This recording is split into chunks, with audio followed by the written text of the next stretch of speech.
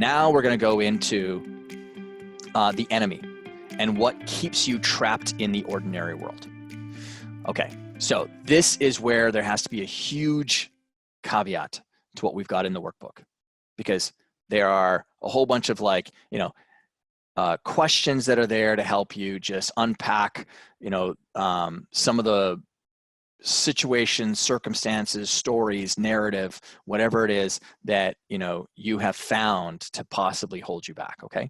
But we don't need to be answering every single one. Again, the awareness of the stuff is actually enough for most people to truly get context around it. And we don't need to go into deep therapy sessions, because I would be unqualified to do that anyway. All right. They're there to just help create awareness. So just important part of that workbook structure. So who or what is influencing this version of you showing up in the ordinary world? So inside the world of the alter ego effect, like we have in the book, we call it the enemy, right? The enemy is a force simply that's creating inner conflict and is stopping you from showing up as that heroic self, just preventing you, resistance. So the enemy is the source of those unwanted behaviors possibly, and actions and reactions that I had you identify in the previous section. So it also concocts a very persuasive argument against you, preventing you from taking action, keeping you safe in the comfort zones. Like you don't really need to do that, or you don't really want that, or, do you really think that you're meant to go do that? All those other people that have already done that, they're doing it because, or they've achieved that success because of, and then it extrapolates out a whole set of reasons why they were able to go do it and you can't do it, or something like that. Not true. It's just what the enemy loves to use. So the enemy is not only about worry and judgment you fear from others, it's also a blending of certain beliefs and values and the specific traits, skills, capability, behaviors that are getting magnified and trap you from taking the action you want. At that layer on the model where I talk about the action layer, imposter syndrome loves to sit there, to doubt your capabilities, to doubt the knowledge that you've gained over time, to minimize the wins that you've had, or to minimize any of the other things that you've achieved by, it's because right place, right time, it was luck, it was all these things. The enemy just loves to use that, or the shadow loves to pull you away from taking action and sort of cause you to try to believe that stuff. And again, it uses it to doubt any of these things, doubt even at the core driver's layer, or throw arrows at you that people from your neck of the woods just aren't meant for it. That's why at the very, I don't know if you saw what my dedication was at the very beginning of the chapter, or at the very beginning of the book, was to all the people who grew up in the middle of nowhere, right? Many people have used that idea of growing up in the middle of nowhere as a way to play victim or something like that. I loved the fact that I grew up in the middle of nowhere. I mean, because I love the community that I'm from, Schuler, Alberta. And I'm not saying middle of nowhere as a way of disparaging something, because from my experience, amazing things come from the middle of nowhere. And so for me, it was a massive motivator. If there was some way that I could go out and put Schuler on the map, I loved that opportunity to go do that. Okay. So while the enemy is a part of you, it's not you. Just going back to what we had talked about earlier in the class, it's what steals your moment from you and keeps you trapped in your ordinary world. Okay, it uses, again, we are meaning-making machines. Our creative imagination is both our superpower, but it's also the thing that can cripple people, because we add meaning to things.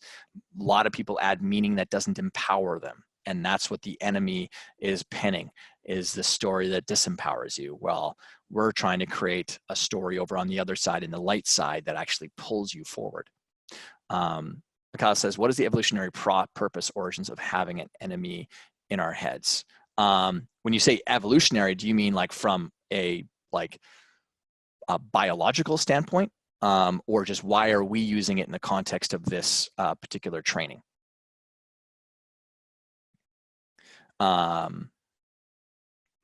Biological.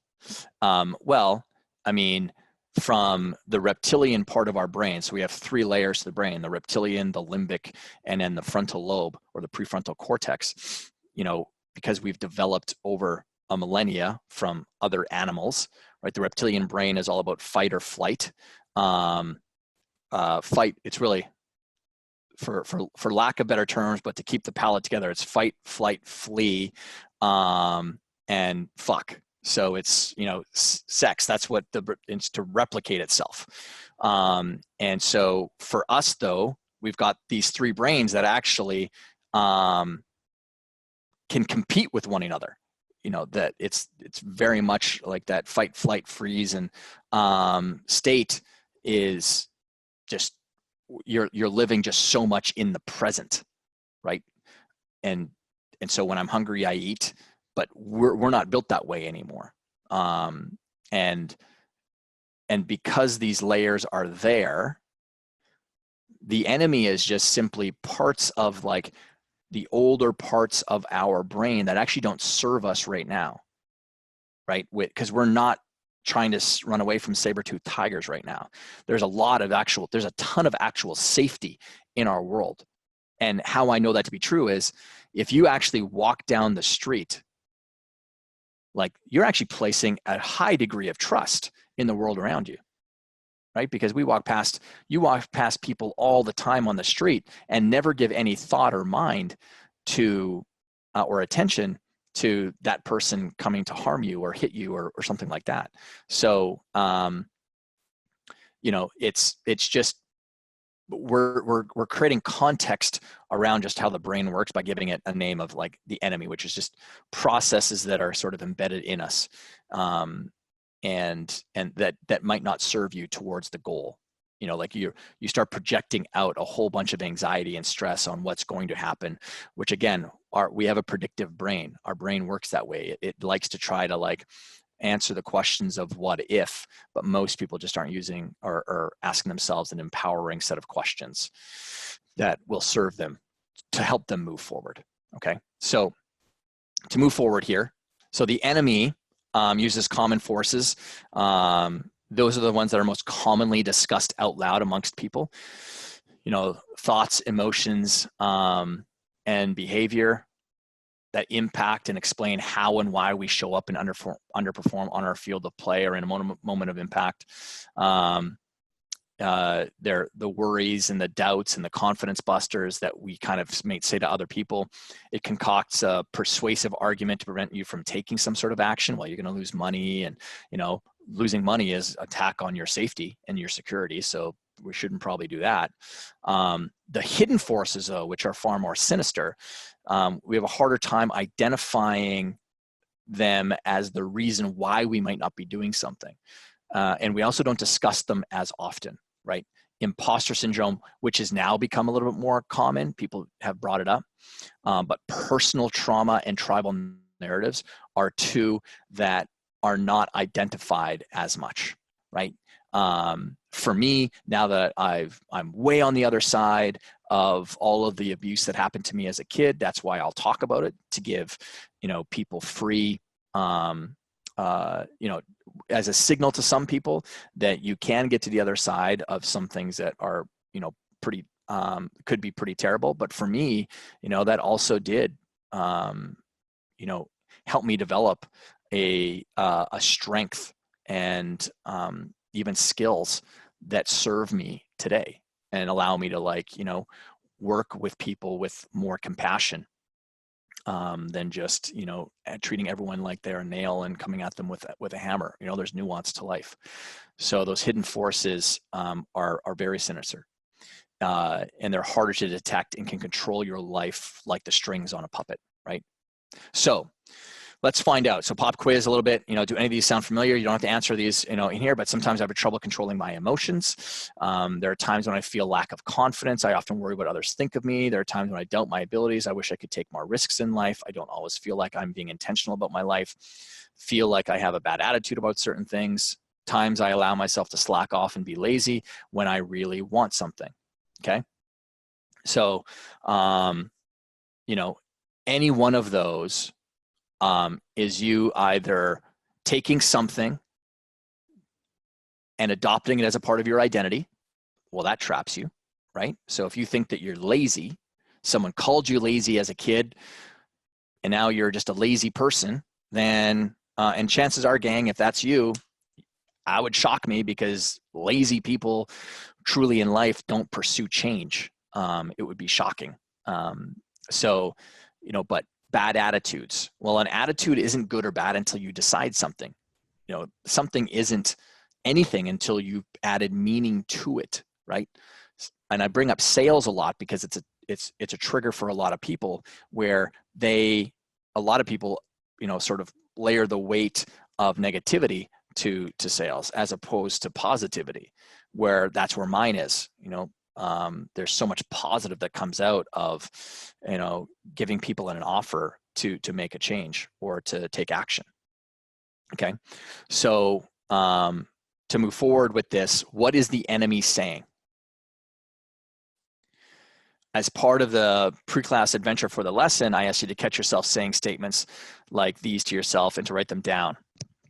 You know, we all take ourselves, it's just a matter of, or we all talk to ourselves, sorry. It's just a matter of how constructive that conversation is to our ability to perform and do better, right? I talk about that in the book. And this is called a circular bullying conversation. So mistakes cause insults, which cause more mistakes, which cause more insults. And then how many of these statements do you find yourself saying to yourself over and over again? You're not ready for it.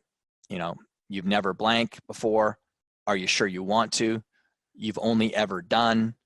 Don't, whatever it is. What will everyone think of you if you screw it up? Blank is better than you. What makes you think you can make it? You should let so-and-so do it. He's better than you. It's too late to. You've missed the opportunity to. You know, that ship has sailed. You're not very good at blank. You're going to have a hard time. Your blank sucks. Whatever that might be. Your artwork sucks. Your writing sucks.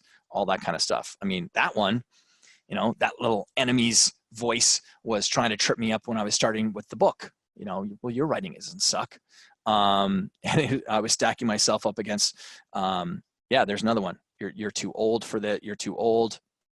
And I'll give you a great example, because I was talking about this with Gary Vaynerchuk once, and we were talking about social media, and he was lamenting about the attitude that people had about Vine and Periscope. So if you remember, there were there two social media platforms that came out with a pretty good kind of momentum, and then, you know, with Periscope, Facebook Live started, and so Facebook and some of the other bigger platforms started to consume the attention. And he was like, you know, people were like, ha ha, those people who started up their profiles on Periscope, now everyone's leaving to go to Facebook. What a waste of time that is. Or Vine, you know, no one's even using it anymore. No one, or the audience isn't there anymore. Their attention is, you know, on Instagram now. And he's like, you know, what a narrow point of view to be looking at it through. Because really, when you think about it, Vine as a social media platform allows you to do 8-second videos. If you think of it through the context of skill building, though, if you actually used Vine to tell 8-second stories, holy cow, does that ever set you up to be successful on whatever else you're going to go and do around communication? Because if you can tell a story in 8 seconds and grab people's attention in 8 seconds, there is no platform that you can't go on and be successful with, whether it would be YouTube or standing on a stage and doing a presentation or whatever else. So everyone looks at the platform as opposed to what's the skill that you're building out of it, right? It's like this, right? What's the skill that you build out of answering the questions? Well, you develop a higher level of self-awareness. You know, there's some people who are like, oh, I've heard this before, or, you know, oh, I can just answer it in my head, or, you know, and all that stuff is just, you know, narrative, it's poor attitude, it's all those things. So, you know, the enemy uses this stuff to pull us into an ordinary world. So another quick little check-in. any sort of insights or takeaways around what the enemy will use to pull you into an ordinary world. You're an immigrant. Yep, that too. But then on the other side of it, so I was just up in Canada talking to, when I was on this talk show, and I was talking to one of the ladies who's on the, like one of the interviewers on the talk show. And for her, that whole identity of an immigrant is like so empowering, because she's like, only the people who are in Canada, United States, who grew up here, they're also trapped by the fact that everything is like, they didn't have to fight hard for things. So for her, her meaning is different than others, right? So some people could go, oh, I'm an immigrant, and they go, bleh, or they go, oh, I'm an immigrant. Like, I'm an immigrant to the United States. And for me, you know, it's been very powerful. So again, you get to decide what that story is that you're going to attach to it.